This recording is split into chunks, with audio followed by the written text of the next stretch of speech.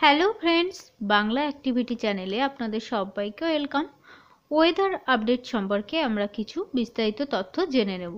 শীতের সকালেই বৃষ্টি, আপনারা সবাই জানেন। সকাল থেকেই আকাশের মুখ ভার। আর কতদিন চলবে অকাল বর্ষণ, জানালো হাওয়া অফিস। চলুন এ বিষয়ে আমরা দেরি না করে বিস্তারিত জেনে নেব। শুধু কলকাতা নয়, গোটা বাংলা জুড়ে আগামী 4 দিন ধরে বৃষ্টি চলবে বলে পূর্বাভাস দিয়েছে আবহাওয়া দপ্তর। গত মঙ্গলবার থেকেই রাজ্যের বিভিন্ন প্রান্তে শুরু হয়েছিল হালকা থেকে মাঝারি বৃষ্টি। তবে এই বৃষ্টি কতদিন চলবে? চলবে শুক্রবার পর্যন্ত। শীত নিয়ে পূর্বাভাস দিয়েছে আবহাওয়া দপ্তর।